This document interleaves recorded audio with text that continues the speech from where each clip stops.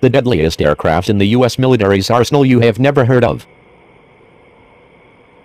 In a military that operates Raptor stealth fighters, A-10 tank busters, B-52 bombers and Harrier jump jets, the US Navy's placid-looking E-6 Mercury, based on the 707 airliner, seems particularly inoffensive.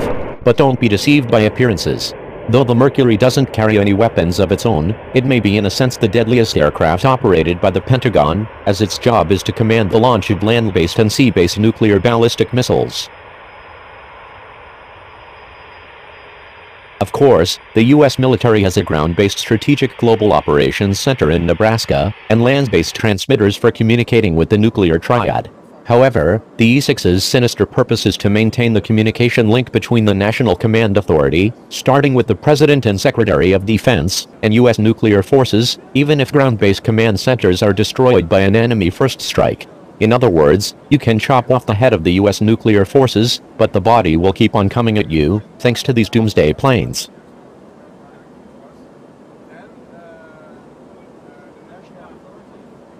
The E-6's basic mission is known as Take Charge and Move Out, TACAMO.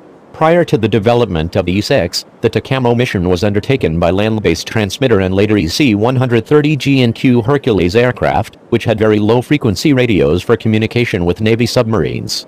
Interestingly, France also operated its own TACAMO aircraft until 2001, 4 modified Transal C-160H Astarte transports, which maintained VLF communications with French ballistic missile submarines.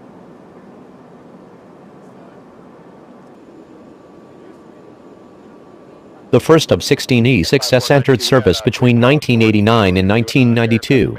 These were the last built in a very long line of military variants of the venerable Boeing 707 airliner, in particular the 707-320B Advanced, also used in the E-3 Sentry. Bristling with 31 communication antennas, the E-6s were originally tasked solely with communicating with submerged Navy submarines. Retrofitted with more fuel-efficient CFM56 turbojets and benefiting from expanded fuel tanks, the E-6A could remain in the air up to 15 hours, or 72 with in-flight refueling.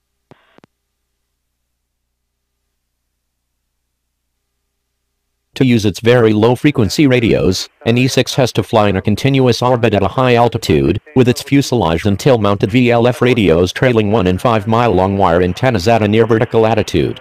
The VLF signals can be received by Ohio-class nuclear ballistic missile submarines hiding deep underwater, thousands of miles away. However, the VLF transmitter's limited bandwidth means they can only send raw data at around 35 alphanumeric characters per second, making them a lot slower than even the old 14K internet modems of the 1990s. Still, it's enough to transmit emergency action messages, instructing the ballistic missile subs to execute one of a diverse menu of pre-planned nuclear attacks, ranging from limited to full-scale nuclear strikes. The E-6's systems are also hardened to survive the electromagnetic pulse from nuclear weapons detonating below.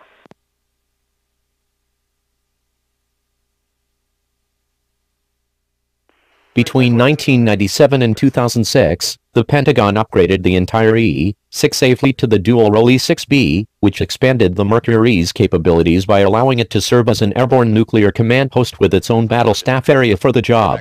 In this role it serves as a backup for 4 huge E-4 command post aircraft based on the 747 jumbo jet.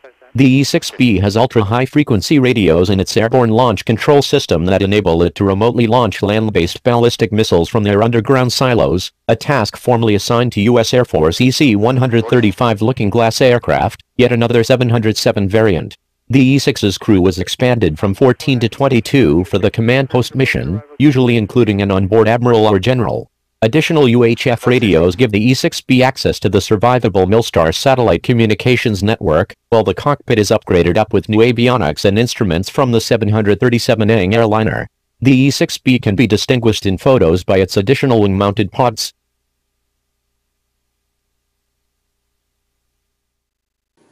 The Mercury's abundant communications gear allows it to perform non-nuclear command, control and communications, C3, operations as well. For this reason, E-6s have at times been deployed to Europe and the Middle East to serve as flying C3 hubs. For example, VQ-4 was deployed in Qatar for 3 years from 2006 to 2009, where it relayed information such as IED blast reports and medical evacuation requests from U.S. troops in Iraq who were out of contact with their headquarters.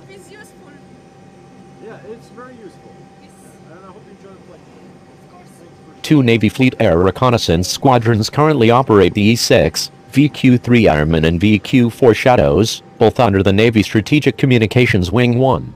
These have their home at Tinkers Air Force Base in Oklahoma, but also routinely forward deploy out of Travis Air Force Base in California and Patuxent River Naval Air Station in Maryland. At least one E-6 is kept airborne at all times. E-6s on the submarine communication mission often fly in circles over the ocean at the lowest possible speed, for as long as 10 hours at a time. Those performing the Nuclear Command Post mission typically remain on alert near Aidia Air Force Base in Nebraska. The E-6's nuclear mission has also made its operations occasional fodder for conspiracy theorists and foreign propaganda outlets.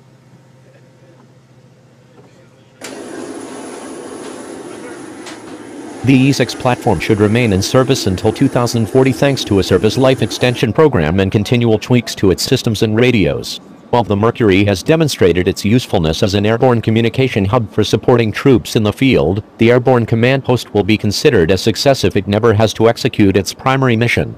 The heart of nuclear deterrence, after all, is convincing potential adversaries that no first strike will be adequate to prevent a devastating riposte. The E-6s are a vital component in making that threat a credible one.